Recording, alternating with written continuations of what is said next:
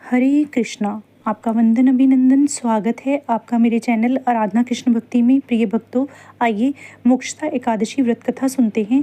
पौराणिक कथा के अनुसार चंपा नगरी में एक प्रतापी राजा विखानस रहते थे, जो सभी वेदों का ज्ञानी था। उनके प्रताप और अच्छे स्वभाव के कारण उनकी जनता हमेशा प्रसन्न रहती थी। एक दिन राजा ने सपने में देखा कि उनके पिता नरक में यातनाएं झेल रहे हैं। अपने इस सपने के बारे में उन्होंने अपनी पत्नी को बताया और कहा कि मैं यहाँ सुख से हूँ और मेरे पिता को इतना कष्ट है। इस पर राजा की पत्नी ने उन्हें आश्रम में जाने की सलाह दी। राजा जब आश्रम में पहुंचे थे तो उन्होंने कई तपस्वियों को देखा। राजा ने ऋषियों से अपनी बात वहां मौजूद पर्वत मुनि को बताई। राजा ने कहा कि पिता ने मुझसे कहा कि हे पुत्र, मैं नरक में पड़ा हूँ, यहाँ से तुम मुझे मुक्त कराओ। जब से मैंने ये वचन पिता के मुख से सुने हैं तब से मैं बहुत बेचैन हूँ। मैं बहुत ही अशांत महसूस कर रहा हूँ। मुझे इस राज्य, धन, पुत्र, स्त्री, हाथी, घोड़े आदि में कुछ भी सुख प्रतीत नहीं होता। ऐसे में क्या करूँ? और अपनी परेशानी बताते हुए उनकी आंखों में आंसू आने लगे।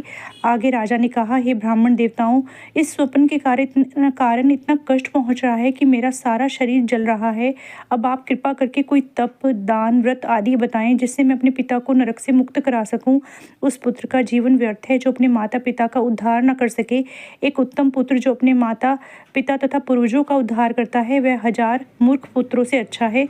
तब ब्राह्मणों ने राजा से कहा, हे राजन, यहाँ पास ही भूत, भविष्य, वर्तमान के ज्ञाता पर्वत ऋषि का आश्रम है। आपकी समस्या का हल वे जरूर करेंगे। ऐसे में राजा पर्वत ऋषि के आश्रम में पहुंचे। राजा ने आश्रम में देखा कि अनेक शांत चित्त योगी और मुनि तपस्या कर रहे थे। उसी जगह पर्वत मुनि बैठे थे। राजा ने मुनि को देखते ही उन्हें साष्टांग दंडवत किया। मुनि ने राजा से सांगोपांग कुशल पूछी। राजा ने कहा कि महाराज, आपकी कृपा से मेरे राज्य में सब कुशल है, लेकिन अकस्मात मेरे चित्त में अत्यंत अशांति होने लगी है। ऐसा सुनकर पर्वत मुनि ने आंखें बंद की और भूत विचारने लगे। इसके बाद पर्वत मुनि से सारा सच जाना और राजा को कहा कि तुम एक पुण्य आत्मा हो जो अपने पिता के लिए इतने परेशान हो, लेकिन इसकी बिल्कुल भी जरूरत नहीं है, क्योंकि तुम्हारे पिता अपने कर्मों का फल भोग रहे हैं। तुम्हारे पिता ने तुम्हारी माता को बहुत ही यातनाएं दी हैं, इसी के कारण उन्हें नरक भोगना पड़ रहा है। राजा ने मुनि से इस परेशानी का हल पूछा तो मुनि ने कहा कि तुम्हें मोक्षदा एकादशी व्रत का पालन करना चाहिए और इसे पिता को फल समर्पित करना चाहिए। इससे उनके सभी कष्ट दूर हो जाएंगे। राजा ने इसी विधि का पालन किया और उनके पिता सभी बुरे कर्मों से मुक्त हो गए। स्वर्ग में जाते हुए वे राजा अपने पुत्र से कहा कि हे पुत्र, तेरा कल्याण हो। शास्त्रों के अनुसार मार्गशीर्ष मास की शुक्ल पक्ष की मोक्षदा एकादशी का जो व्रत करते हैं तो उसे हर तरह के पाप नष्ट हो जाते हैं। इसके साथ ही मोक्ष की प्राप्ति होती है। इस कथा को पढ़ने या सुनने से वाजपेयी यज्ञ का फल मिलता है। यह व्रत मोक्ष देने वाला तथा चिंतामणि के समान सब कामनाएं पूर्ण करने वाला है।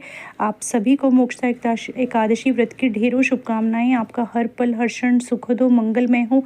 इसी शुभकामना के साथ जय जय श्री राधे श्याम।